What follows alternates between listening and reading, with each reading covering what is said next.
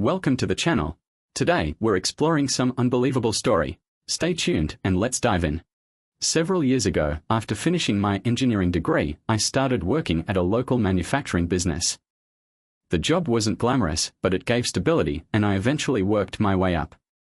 Eventually, I was given a managerial position at one of the company's major research sites, which required us to move over 1,800 kilometers away. The compensation was fantastic, and despite the fact that it meant leaving our lives behind, Samantha and I were excited about the new chance. We left behind family, friends, and everything familiar, expecting that the change would bring us closer together. Samantha began working at a customer service center shortly after moving in and rapidly developed tight bonds with her coworkers. Their social circle became our own, and we spent the majority of our time with her new pals. I believed our marriage was strong and that we were creating a nice life together, but I had no clue things were beginning to fall apart. Samantha approached me one evening with a picture, her voice shaking. "Where did you get this?" she inquired, astonished. "Really?" I said, "I'm showing you clear proof of you being intimate with another man, and your first question is how I got the photo. Does it even matter?" I confronted my wife of 7 years. "It looks bad, I admit," she informed me, "but we were out in public, not having sex, so it's not cheating." That's your defense. No explanation of who he is or why you're kissing him. Just because you weren't having sex on the dance floor, you think this is fine. Samantha, you're blowing this out of proportion. "We got caught up in the moment, you don't need to worry about it," she said. "I'm innocent. Why haven't you even told me his name? Why should I not be upset?" I was arguing. "Does his name matter? You could do something stupid and get hurt, and I don't want that," she told me. "Thanks for your honesty," I yelled, storming upstairs to grab my luggage. She followed me. "What are you doing?" she inquired. "What does it look like?" "I need to leave and clear my head before I do something I'll regret," I told him. "Daniel, you'd never hit me, but now. I thought you'd never cheat on me." "Cheat?" I fired back. "I didn't cheat on you." "Yes, you did," she cried. "And there's the lie. Kissing isn't cheating. Then what do you call this?" I gave her another photo from the same night. She looked at it, dumbfounded. How did you? She mumbled. "Does it matter? You lied, and now it's over." She dropped the photographs and started crying, reaching for me. "Stay away from me, Samantha," I said coldly. "I gave you a chance to come clean. I might have stayed and worked through it for our son's sake, but you couldn't be honest. I'm taking my phone, and unless it's an emergency with Leo, don't contact me." She nodded, and I went away, enraged and devastated. That Saturday night, I went into a hotel to plan my future moves. Divorce felt like the appropriate decision, but it would mean Leo growing up in a broken house and I'd be paying child support and alimony, thus subsidizing her affair. I hoped she had provided an apology or explanation, but maybe she hadn't considered it well. That's why I decided to take a break and consider my future steps. The loneliness struck hard, and I wept myself to sleep. The next day, the texts began to come in. After finishing my engineering degree, I began working at a local chemical packaging facility.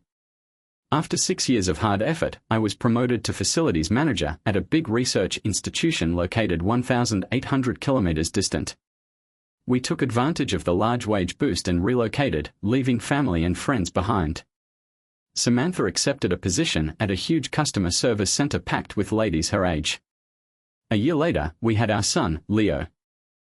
Despite my suggestion that she remain at home, she loved the company of her coworkers, who gradually became part of our social circle. We often got together with her friends and their spouses for parties, and although I had acquaintances at work, our social life concentrated mostly around her circle. I felt a little out of place at times, but everyone was kind.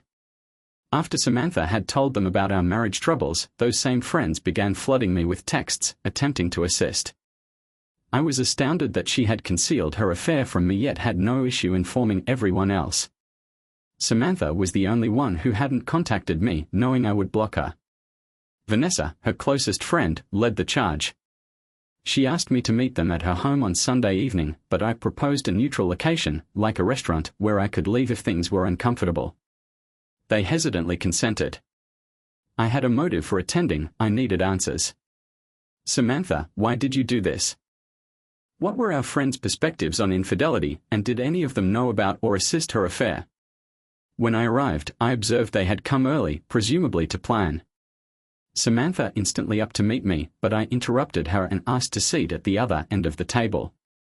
Vanessa promptly accommodated me, telling me that supper would be on them. We were seated in a quiet eating room, and after placing our order, I made it obvious that I required answers. I distributed copies of a photograph of Samantha kissing another guy. I know you all want to help us work through this, but Samantha shared our personal business with you before even talking to me. That shows how little respect she has for our marriage. Before we discuss anything else, I need the truth. Who is this man? If no one can be honest with me, then there's nothing left to talk about. There was perfect stillness around the table.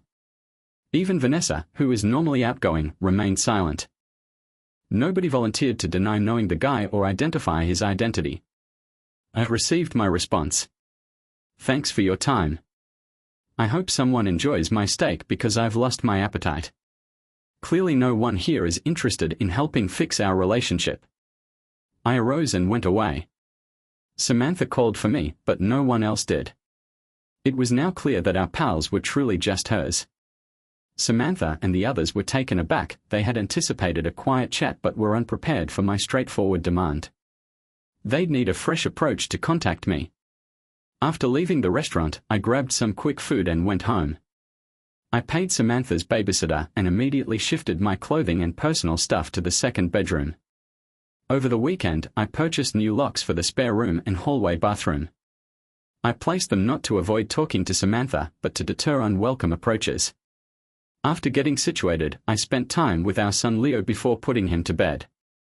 Samantha came home at around 10:15 p.m.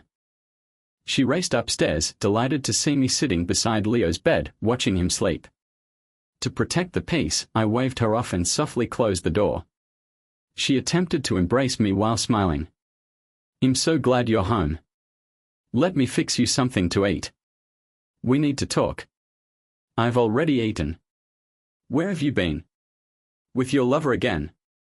"I questioned you." "No. I just left the restaurant." "They were helping me find the right words to fix things," she said. "I'll talk after you tell me his name. Until then, we have nothing to discuss." "I can't," she said, clearly unhappy. "Your loyalty to him is stronger than to me, your husband. I'll be staying in the spare room. Don't touch me. Who knows what you've been exposed to, but I won't let this keep me away from Leo. If you want to talk, your first word should be his name. Otherwise, don't speak to me." She went away weeping. A week has gone. We both engaged with Leo but did not talk to one another. Then, one Tuesday evening, after work, I arrived home to a surprise. Nothing looked weird until I stepped into the kitchen and Samantha's gang of friends came, encircling me. My first words were, "Where's Leo?" Samantha stated, "I took him to the sitter, he'll be spending the night." Surprised, I realized they had arranged this without my knowledge. "I didn't see your cars outside," I said. "We parked a block away so you wouldn't drive off if you saw us," Vanessa said. "You definitely surprised me. What's going on?" "Yes, it has," Samantha said. "Can we go to the living room?" "I'm ready to answer your question." "Sure, but I need to use the restroom first." "I'll join you in a minute." I went to the hall restroom, used it, cleaned my hands, and quietly began filming on my phone, which I slipped into my shirt pocket. When I entered the living room, I was shocked to discover two additional people, one of whom was Samantha's cheating partner, seated next to a younger lady. Samantha introduced Daniel to Nathan Collins and his wife, Emma. "They are longtime members of our friend group, but you haven't met them before. I know this is a shock, but you were so determined to know who he was, we thought this was the best way to introduce him. If you try to start anything, the guys will step in. No one wants anyone hurt tonight. So now you give me a name," I said, cynically. "A little late to worry about me getting hurt, isn't it? None of you cared about me getting hurt. Your only concern was keeping Elliot here safe. Don't worry, I'm not going to touch him. I don't want whatever diseases has passed on to Samantha. Everyone sighed in frustration. Vanessa spoke up. Daniel, we understand you're upset, but let's avoid using harsh language. We want to talk calmly. You asked for his name, and now you have it. We thought you'd want to speak with him, and that's why he's here. Elliot rose and offered his hand. I'm sorry this started off badly. I hope by the end of this we can at least be civil. He'll treat you with respect, and I hope you'll do the same. May I call you Daniel? I did not grasp his hand. Since this is the first time we're meeting, Mr. Collins, you can call me Mr. Mitchell. I can't imagine us ever being friendly. You talk about respect, but you've already disrespected me in the worst way, yet am supposed to be civil. Fair enough, Mr. Mitchell. I only meant respect during our conversation, not about the past. I'd like to explain what happened between me and the woman you married. Don't call her my wife, that title might not last. I'm considering divorce, as I'm sure you know. I looked at Samantha, who was uncomfortably staring at the floor. How should I refer to her, then? I asked her. Call her the woman I married, for now. Very well, Mr. Collins. I'd like to explain what happened between me and the woman you married in hopes it might make sense to you. I'm listening, Mr. Collins. Go ahead. Elliot took a big breath. Look around this room, Mr. Mitchell. What do you see? A group of exceptionally attractive men and women, including the woman you married. Do you think that's a coincidence? This group was drawn together because of our shared attractiveness and connection. As our friendship deepened, so did our intimacy. Everyone present gazed at me, their features serene but full of anticipation. The ladies, dressed provocatively but not trashily, emphasized their attractiveness, and they all smiled at me as if quietly flirting. Elliot continued. Every person here is in a happy, committed relationship. And we believe the same about you and the woman you married. I looked around. I see. You all have no issue with sharing intimacy with each other. Take my wife Emma, for example. She's beautiful and I'm committed to her for life. No one, including you, could take her from me. That security allows us to share each other with others in our group. It helps us grow beyond the limits of traditional monogamy, which is outdated. We believe in trust, intimacy, and openness to strengthen our marriages. How nice for you and your wife, Mr. Collins, and for the rest of your group, if you all freely engage with one another. But that has nothing to do with me or the woman I married. Mr. Mitchell, didn't you just admit that you have less trust, understanding, and security in your relationship than the others here? Can't you see how opening up could benefit both of you? He made a motion toward the others surrounding us. If that's true, Mr. Collins, then you're calling every woman here, including the one I married, immoral. I halted.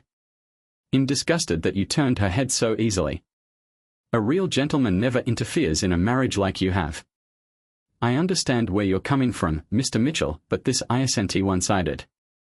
You're encouraged to embrace these ideas, too. You could be with any woman here if you wanted. When you both joined this group, it was only a matter of time before the topic came up. The woman you married had numerous conversations with her co-workers about this and approached the idea carefully because she was concerned about your reaction. After many discussions, she decided to test. He went on. She said your aggressive confrontation rattled her, and she panicked. If you had approached it differently, we believe you'd see the benefits for both of you. We just need to make you more comfortable with the idea. I looked at Samantha and inquired, is this true?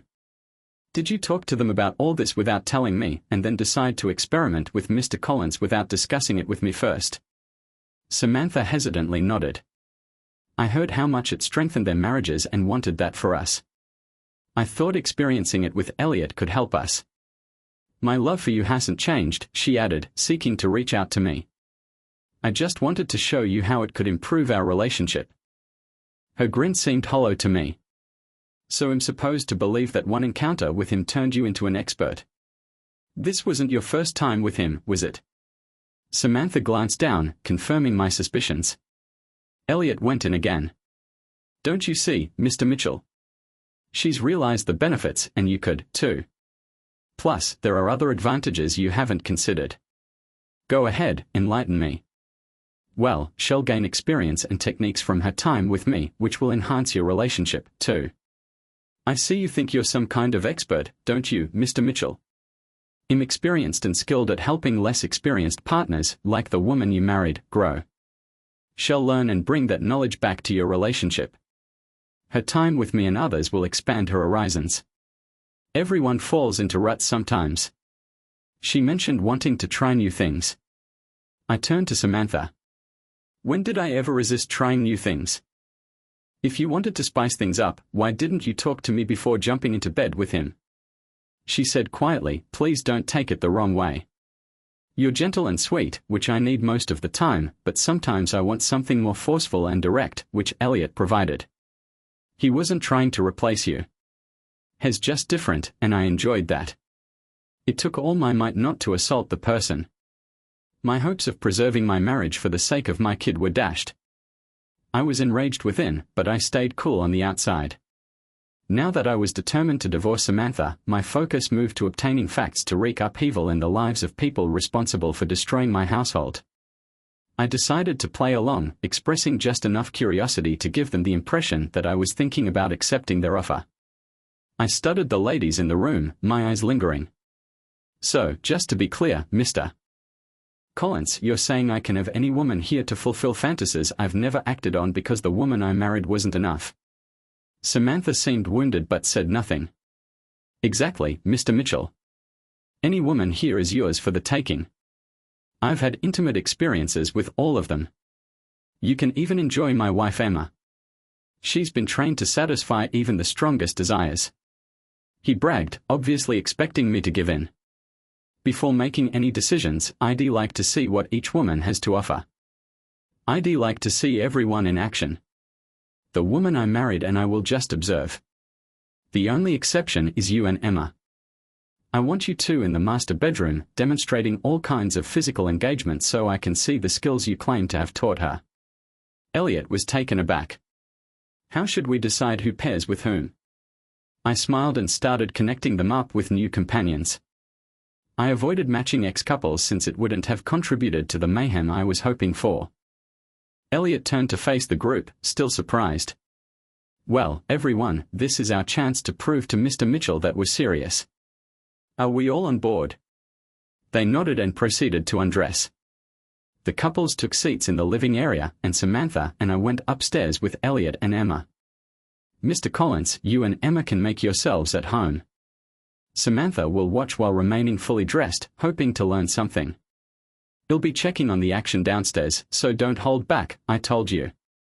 Answered, you've made an unusual request, Mr. Mitchell, but I understand. I'm sure you'll enjoy the view, and we'll all be doing what we love, sharing and caring for each other. With that, I left them to wow me before heading downstairs to observe. Some couples were still kissing, while others were actually having sex. There were 4 couples on the sofa, 2 bent over the armrests and 2 making out. The love seat and chairs were filled, and the remainder of the gang had taken up positions on the floor, totally engaged in the action. I moved around the room, examining the nude ladies like a predator stalking its prey, making sure my phone camera caught everything. It was evident that they had participated in such activities before. I no longer felt Samantha's affair with Elliot was a one-time occurrence. However, the amount of times did not matter anymore. I was determined on divorcing. I made my way back upstairs, knocking softly before entering to preserve an air of respect. Inside, I discovered Elliot and Emma. She seemed to be genuinely enjoying it, considerably more than Samantha had with me in comparable situations. Despite my disdain, I pretended to be fascinated and amazed. I left the room again and went downstairs, where the others resumed their explicit actions. As I strolled about the room, I saw that the majority of the ladies had breast implants, which did not appeal to me, but the natural ones piqued my interest. The guys were completely engrossed in enjoying each other's spouses, as if it was simply another ritual. I saw everything unfold, but I chose to keep my distance, fighting the impulse to interact. On my last journey upstairs, I arrived just in time to witness Elliot complete his deed with Emma, noisily climaxing as she totally accepted him. I pretended to be amazed again. You two know each other really well, I said. We should. We've been married for almost 12 years, Elliot boasted. I saved the information for later. Congratulations. It's clear you love Emma deeply, I remarked, pressing him. Absolutely. No other woman compares to her, just like I'm sure you feel about Samantha, he said with a smug smile. Samantha, beaming, seemed to feel they were getting through to me. I loved seeing everything below, but 3 ladies in particular drew my attention.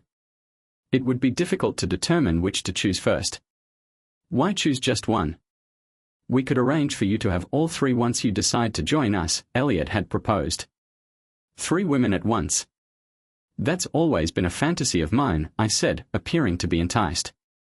I waved for Samantha to join me, pretending to offer an olive branch, even though the prospect of touching her made me cringe. Everyone got dressed again a few minutes later, but with less gloss.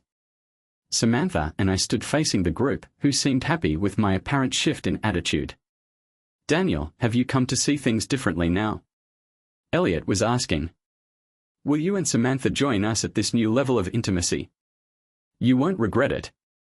Your marriage will only get stronger. Are you ready to enjoy 3 women tonight, or would you prefer to schedule it for another time? As much as I'm tempted, I laughed.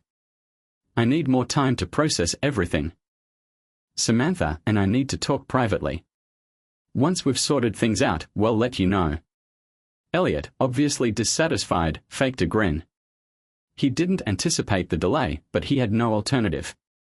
Of course, take all the time you need, he said, his displeasure barely hidden.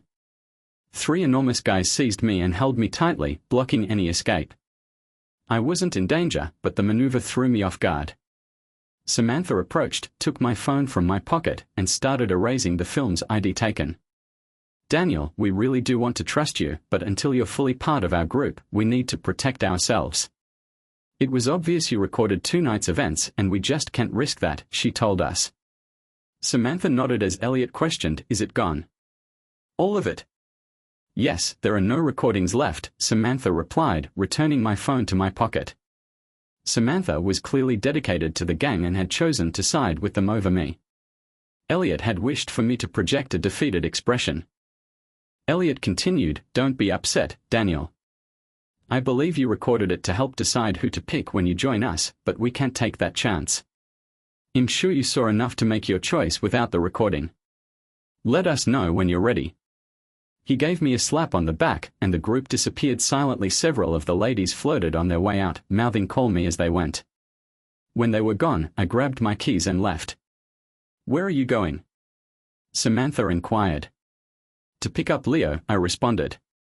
I thought we could reconnect tonight. Watching all that really turned me on, and you clearly were excited too. Why not stay and enjoy ourselves? Leo can spend the night at the Sitters, she said, attempting to charm me.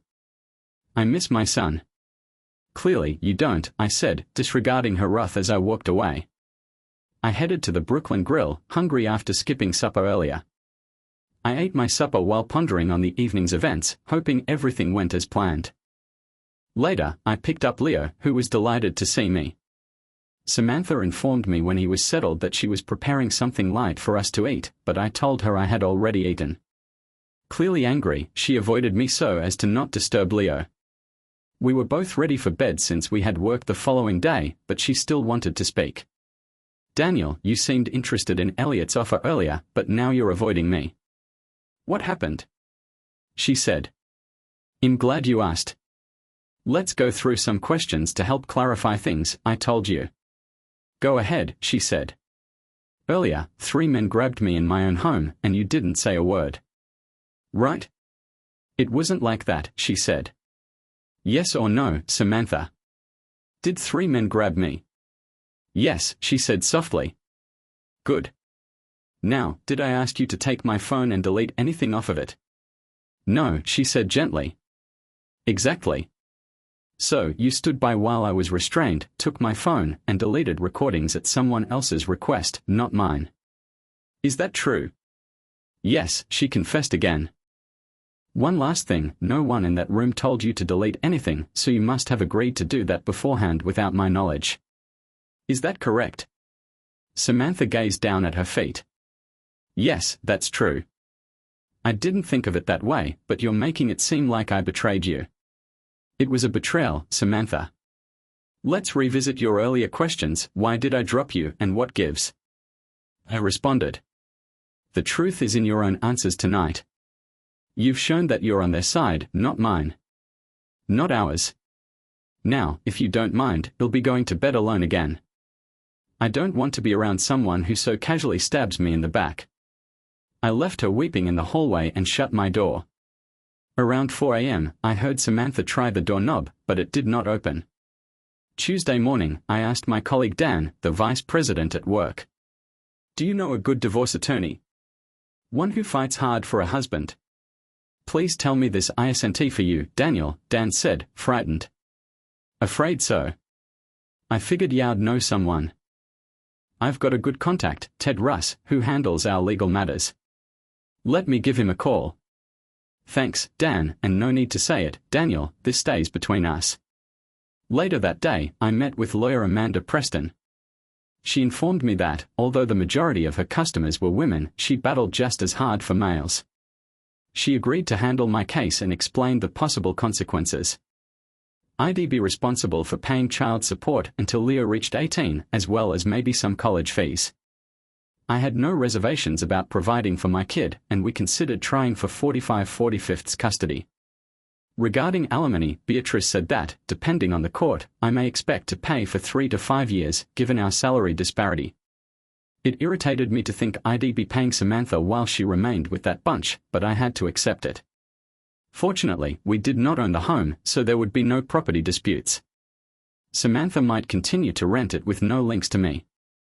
The notion of lying in that bed again sickened me because I knew it had been defiled. Beatrice said that divorces take around 8 months if uncontested and 14 months if contested. I hoped for a speedier journey. She also indicated that declaring adultery may be advantageous if custody became contested.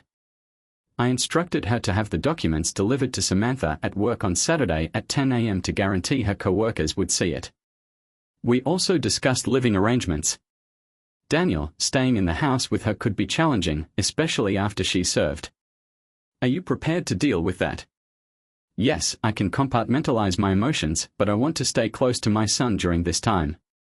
She cautioned me about the dangers of having sexual ties before the divorce was official. The clock would reset, extending the process even if she just claims it happened. The court may believe her, and it would delay things. That won't be an issue for me, but I can see her trying to sabotage the process. You'll stay strong, I replied. Be cautious. She could make a claim, and unless you can prove otherwise, it could complicate things. I thanked Beatrice and departed. When I arrived home, Samantha was preparing supper, but I ignored her and went straight upstairs for a shower. I had switched to using the whole restroom, restricting her ability to catch me. It was time to begin living different lives under one house. Samantha awaited me in the corridor as I emerged from the restroom, fully clothed. Dinner will be ready soon. Leo is already in his high chair. You smell nice, she replied, attempting to flirt. Thanks, he'll be right down, I said, disregarding her statement and unlocked my bedroom door. There was tension, but she did not push it. During supper, she began. I want to explain about the phone situation last night. Go ahead, I said quietly. Elliot told me while we were upstairs that he knew you were recording everything and it wasn't fair to put the group at risk. After you showed me those pictures, he got really concerned. He said they couldn't leave until the recordings were gone. They were prepared to take your phone if needed, but Elliot suggested I delete the videos myself to avoid a bigger issue. I see. And why would they believe you'd do that to your husband? Because I gave them my word, Daniel, she informed me. Interesting. Didn't you also give me your word when we got married? Silence ensued, which I appreciated. Honey, I don't want you to think him on their side. Isn't that exactly what it looks like?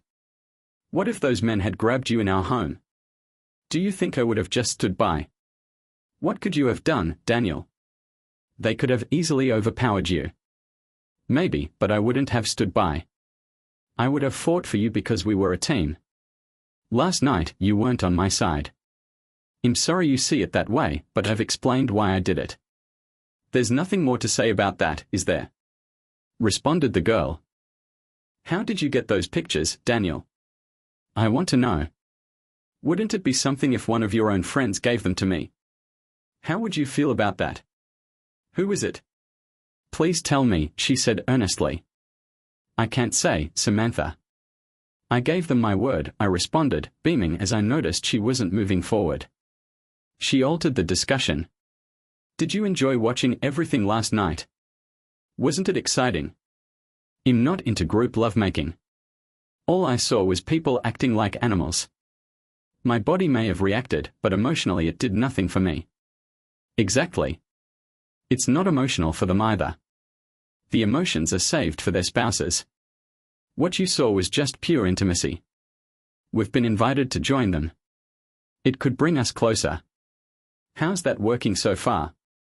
Our marriage is barely hanging on. Don't be like that. You haven't tried it yet. You don't know what it's like.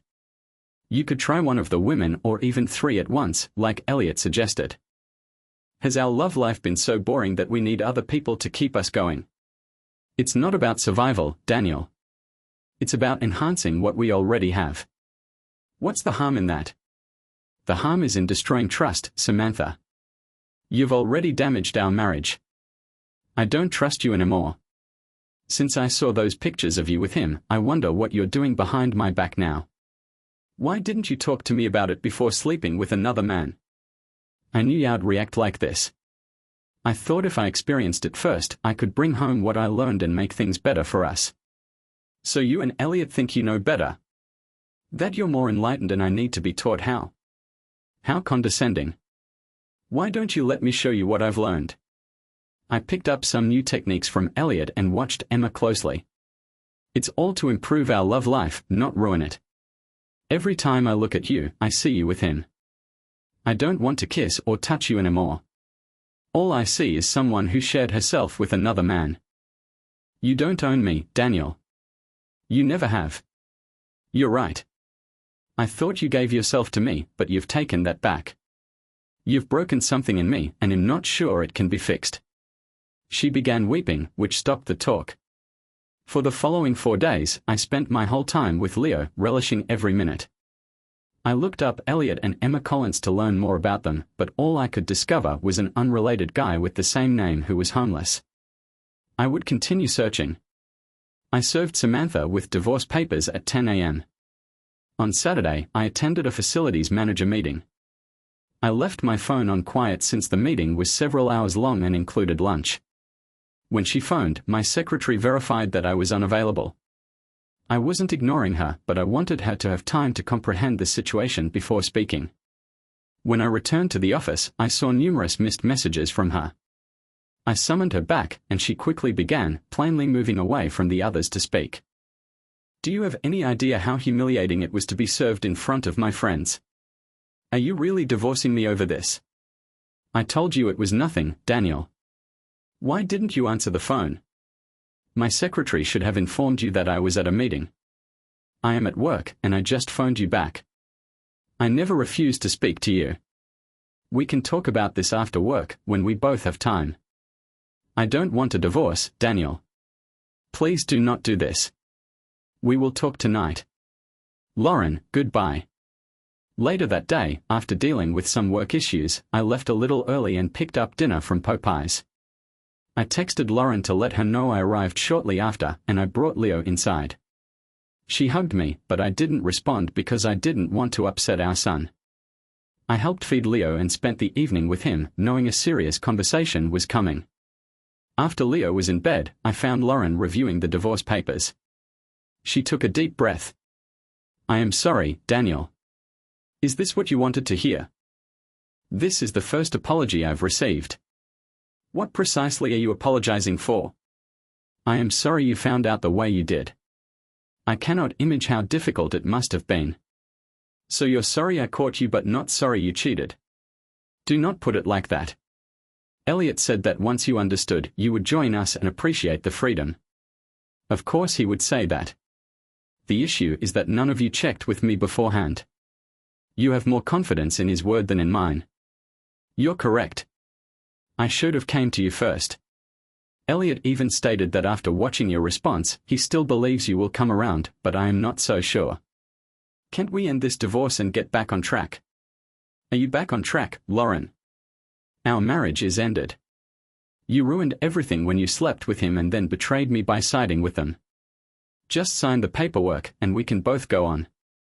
I understand you don't want Leo growing up in a broken household.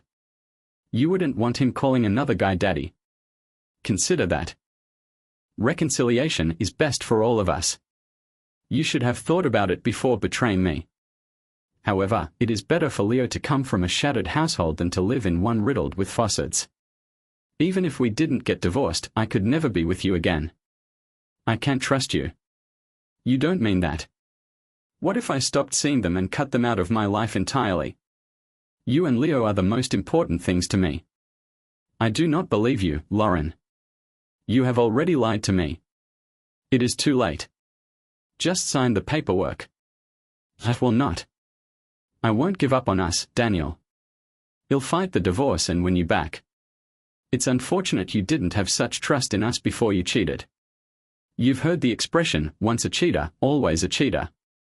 That's how I'll always remember you. She began weeping again. What now? I hope you do not expect me to depart. I am staying here with Leo. You're correct. Leo is now my first focus and I intend to remain. Well, keep living here while we go through the divorce. She appeared pleased, even eager, when I verified that I would not be leaving. I continued, do not worry. I will keep out of your path. I do not expect you to wash my laundry, cook for me, or clean up after me. You manage your needs and I will take care of mine. We will both concentrate on Leo. All I ask is that you don't touch me. To me, you are tainted, unattractive, and unfit for marriage. We'll live together until the divorce is official, but that's all. Her immediate enthusiasm subsided as she pondered my words. I understand, Daniel, but divorce is a long way off. A lot may change, and I will win you back. As long as you keep visiting your buddies, there is no hope. You'll be sorry if you bring any of them here. I already told you I'll turn my back on them if that's what it takes. Should I leave my work and become a stay-at-home mom? No, that's too late. Furthermore, it would just raise the amount of alimony I would be required to pay in the divorce. She did not appreciate my reaction but continued to smile. I concluded our conflicts were done. I was preoccupied with my kid and I saw this scenario as a temporary business agreement. We kept our interactions short and courteous, stating just what was essential. My attorney had a couple options and we agreed on them. I would pay the rent and Lauren would handle the utilities. I had the utilities moved to her name and we both paid for our own food and transportation expenditures. I transferred half of our funds to a new account, leaving the remainder for her. She was unhappy at first, but gradually accepted it. Once the finances were in order, she began to dress provocatively after her evening showers, wearing skimpy or see-through outfits around me. I ignored her attempts to get my attention, and she eventually started walking around the house naked, flaunting herself. Leo didn't seem to mind. Lauren also found reasons to engage me in conversation, but I only responded when necessary, keeping things polite.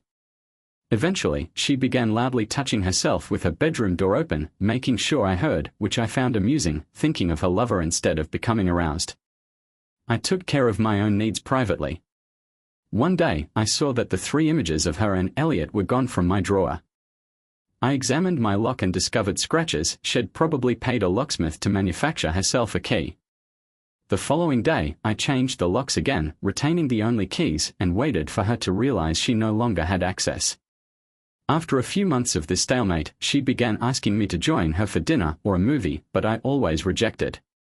Her friends also texted or phoned me, inviting me out, but I blocked their phones and did not answer. In December, she invited me to her company's Christmas party, but I declined because I had plans to babysit Leo. I knew she was disappointed, most likely because their group only accepted couples, which we were no longer. The next weekend, it was my company's party, but she wouldn't let me go alone. She followed me to the party and tried to make small talk in front of others, but I kept my conversations brief. When I explained the situation to my VP, Dan, he just laughed and said I had the guts to live this way. After the party, I picked up Leo and brought him home. Lauren didn't react as I expected. She seemed grateful for even the small amount of time we spent together in public. Despite everything, Lauren continued to walk around the house naked, trying to get my attention. I changed the thermostat to make the home colder, expecting she'd cover up, but she began wearing transparent lingerie instead. After 3 weeks, I reset the thermostat to normal, understanding that my plan had only partly succeeded.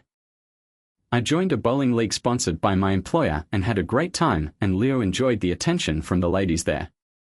5 months after being sentenced, Lauren told me she was going out with her best friend Vanessa on Saturday nights and asked if I could watch Leo. I casually agreed, as long as she didn't bring any of her lovers or friends to the house. When I got home after her one evening, she asked where I'd been with Leo, and I told her the truth. She asked to join me the next time, and I explained that I only went out when she did, which irritated her, but making her happy was no longer my priority. She frequently asked how we could reconnect if I didn't give her a chance, and I still refused to sign divorce papers. 6 months later, my attorney Amanda Preston informed me that Lauren's lawyer had successfully pushed for 10 mandatory marriage counseling sessions that I had to attend and actively participate in.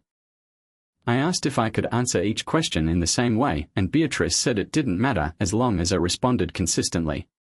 The counselor clearly favored Lauren, but I stuck to one line: I do not wish to remain married to a promiscuous woman.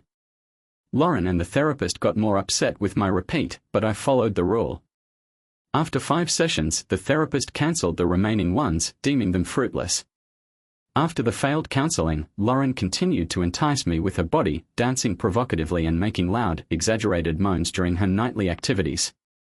Although she is undeniably attractive, all I could think of was her betrayal, which made her antics unappealing. The next few months passed without any real changes, and I spent all of my time with Leo, developing a strong bond with him. Lauren moved out with Leo 4 days before our divorce hearing, and I was issued with a restraining order that barred me from seeing either of them until the court date. Then Beatrice dropped 2 bombshells on me. Daniel, Lauren has accused you of raping her on 3 times. She alleges you pushed yourself on her in an attempt to reconcile. She also claims physical assault, supported by medical records showing bruises, tears, and a cracked lip. She wants full custody with restricted supervised visits for you. None of this is true, Beatrice. You are aware of this. I understand, but we're in a bad situation. We'll fight it, but it'll be a difficult struggle without good proof. I asked Beatrice for the specifics of Lauren's charges, which she forwarded to me. She also told me not to approach Lauren or Leo until she gave me the go-ahead. 2 days later, I stepped into the home after work and was surprised to see Lauren seated at the kitchen table. Her vehicle was not outside, so she must have come with someone else. My initial inclination was to leave, but she stopped me. Listen to me, Daniel. If you want to see Leo again. I remained cool and confronted her without saying anything. You don't need to talk. Just listen, she replied, taking my phone and turning it off to verify it wasn't recording. I tried to persuade you to come around, but you were too obstinate. So I had to take extreme measures. I made up the tales of mistreatment and abuse to get power. I knew you'd never hurt me, but I wanted to have complete custody of Leo. Now I'm giving you a deal: if you cancel the divorce and agree to join our circle of pals, we'll remove the restraining order and move back in. We can raise Leo together in a joyful household. Consider this: unlimited access to the most beautiful ladies you've ever seen. What say you? Will you ever get off your high horse and live in the real world with me? I stared her squarely in the eyes, giving the impression that I was genuinely contemplating her offer. So, if I agree to join you and your pals, you're saying you'll get complete access to Leo with no restrictions? Of course. Why would I keep a wonderful parent away from his son? He loves you. He's constantly asking for you, and it crushes my heart to keep him away. I gazed at her. Just say yes, Daniel, and everything will be fine again. I really miss him. Losing you is difficult, but losing him is terrible. I murmured, fighting back tears. Just one word, Daniel, and everything will be fixed, she told him. I need time to think. I'm having trouble imagining sharing you with other guys. Give me a little time. Okay, baby. I got it. You should always evaluate things. We go before the court in 2 days, therefore I need your response before tomorrow. Just text me yes and it'll make things right. But if I don't hear from you, it'll make sure Leo hates you and you'll pay me to do so. Don't make me do it, Daniel. Do it for Leo.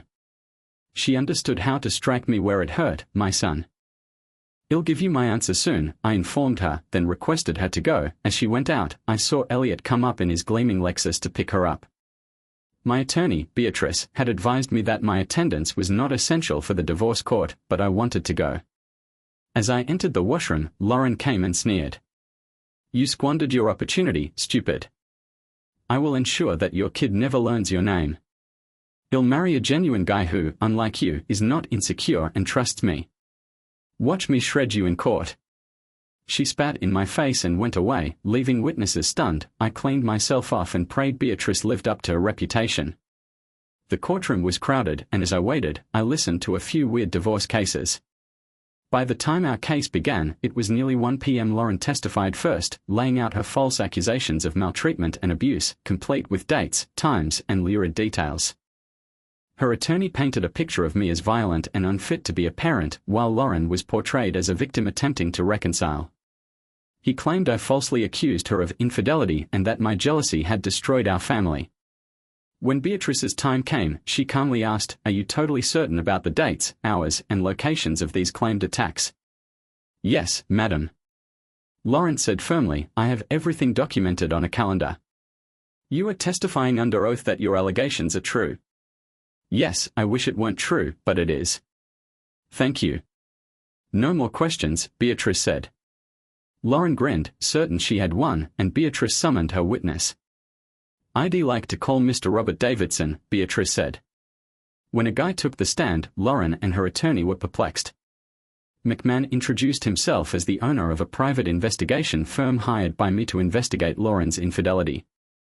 He confirmed that he had provided me with photographic evidence of her affair and that his firm kept the original images in secure storage. He also presented copies of the unaltered photos, which the judge accepted as evidence. Beatrice then inquired if McMahon's participation had stopped there. I had hired his firm to install surveillance cameras throughout our home to monitor Lauren's activities, capturing calls and interactions. Lauren's counsel protested, alleging that any evidence from the cameras may have been falsified. "Your Honor, this is unconscionable. Mr. Mitchell may have manipulated these tapes to fit his story. I seek that this evidence be deemed inadmissible." Judge Reynolds listened to the objection before turning to Beatrice. "Before I rule, let's establish whether there's a basis for the objection, Counselor Thorne." "Thank you, Your Honor." "Jim, could you please explain the monitoring system put in Mr. Mitchell's home?" Jim responded. "The cameras provide wireless signals to a laptop buried in the crawl area, which connects to our secure cloud servers. Mr. Mitchell does not have access to the raw tape, only we do. The laptop does not keep any recordings locally. Mr. Mitchell's sole engagement was to replace the camera batteries on a regular basis." Judge Reynolds smiled at Jim. "Your company has a great reputation." Objection overruled. "Thank you, Your Honor," Beatrice said. "Jim, you have heard the allegations against Mr. Mitchell. Are they credible based on your observations?" "No, madam." "They don't. And how can you be certain?" "My team evaluated video from the dates and hours specified in each instance. Mr. Mitchell was spotted playing calmly with his kid while Mrs. Mitchell was in another section of the home. There was no proof of violence or assault." Lauren and her attorney seemed disheartened. Jim continued, "I also have a transcript of a phone call Mrs. Mitchell made before moving out, where she mentioned hating what she had to do but planned to falsely accuse her husband to gain leverage." Lauren's attorney interjected with an objection based on hearsay. Jim responded, "We have the original recording if needed." Lauren's attorney sat down, making no additional objections. "Thank you, Jim." "No further questions," Beatrice said. The judge addressed Lauren's counsel. "It is evident that Mrs. Mitchell made false accusations against Mr. Mitchell in order to get custody. Perjury is a severe violation, and I will send the case to the district attorney for potential prosecution. Leo Mitchell's father, Daniel Mitchell, has been given full custody. Mrs. Mitchell will be granted visiting privileges at Mr. Mitchell's discretion. Mr. Mitchell, I advise you to be liberal with visitation since your boy deserves time with his mother. I nodded in accord. As for alimony, the court said, while tempted to award nothing owing to Mrs. Mitchell's actions, it'll provide $1,000 every month for 42 months. Each party will retain their cars and the accounts will be divided according to the amounts at the time of filing. No child support will be awarded. Mr. Mitchell, do you want to remain in your present residence? I stood. No, Your Honor. I'll move out. Lauren may keep renting if she wants. Very well. Mrs. Mitchell rose shakily and the judge instructed her, you have 8 hours to return Leo to Mr. Mitchell. Failure to comply will lead to contempt of court. Do you understand? Yes, Your Honor, she said, sobbing. All restraining orders are withdrawn and I now grant the petition for divorce in Mitchell v. Mitchell. You will get your divorce decree within 30 days. Lauren, in tears, understood she had lost her family and approached me to comply with the judge's directions. If that's all right, Daniel, I'll bring Leo to your place after dinner tonight. I would want to spend a few more hours with him before I had to let him go. No need for that, I said. I've already located a new apartment and will be moving in today with some assistance. Here's the address, I said, handing her a piece of paper. Bring Leo there tomorrow at 12. He'll be settled in by then. She nodded, regretfully. For what it's worth, I'm really sorry this isn't how I thought things would end. Well, now you can have the exciting life you wanted without me, I said cynically. She did not argue. Thank you, Daniel, she said quietly. For what? For not targeting Elliot and Emma. They are lovely folks and it's a pity you never met them. I'm not interested in them, but I am interested in interacting with your company. I discovered they had a stringent non-fraternization policy. Tomorrow, they will be served with a lawsuit for tolerating policy breaches that led to the dissolution of my marriage. Gerald Thompson, your manager, will be identified as the primary perpetrator. It seems he has had relationships with multiple women there, including Emma Collins. Lauren stood stunned, dumbfounded. I've already got a plan. Ronald has a wife and 2 children.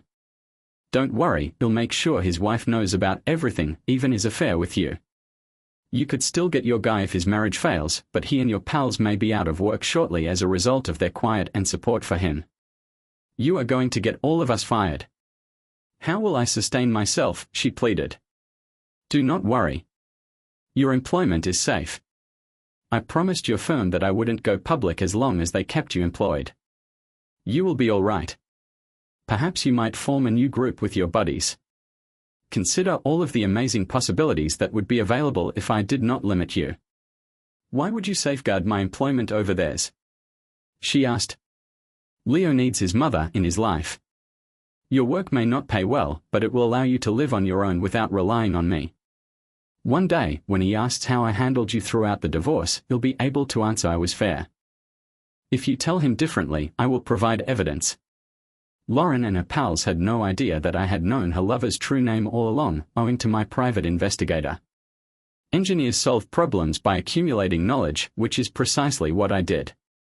Beatrice, my attorney, sued Lauren's employer for $1.5 million and settled for a cool $1 million after her fee. I received $750,000. On the same day I received the check, I wrote Lauren a lump sum of $42,000 to cover her alimony, allowing me to focus on building my dream house. Word spread quickly at work, and several single women seemed interested in me, but after the chaos of my marriage, I planned to focus on Leo for now. As I walked away from the courthouse, I couldn't help but feel a mix of emotions, relief, of course, because the battle for my son had ended and justice had been served, but also a lingering sadness for what had been lost. Years of my life had been wrapped up in a marriage that, despite its flaws, had once held so much promise. Now that chapter was closed and I was free to start over. In the days that followed, I moved into my new apartment, a place where Leo and I could create new memories. It wasn't the spacious home we had once shared as a family, but it was ours, and it represented a new beginning. Every morning, I woke up with a renewed sense of purpose, knowing I was doing everything I could to provide a stable, loving environment for my son. Lauren, for her part, followed the visitation schedule, and her fiery attempts to rekindle what we once had were replaced by a quiet acceptance of the life she had chosen. We coexisted peacefully for Leo's sake, and while I knew she regretted her choices, I was past caring. My focus was solely on my future, on my son, my career, and eventually, the idea of finding someone who shared my deep values. The settlement money from the lawsuit helped me build a solid financial foundation, and I found solace in the simple pleasures of life, playing catch with Leo in the park, attending his school events, and enjoying the sense of normalcy that had been missing for so long. The scars of the past remained, of course, but they were beginning to fade as I realized that in the end, I had emerged stronger. As Leo grew, I made a silent promise to him to teach him the value of trust, loyalty, and respect, as well as the value of honesty in relationships. Life wasn't perfect, but it was real and mine.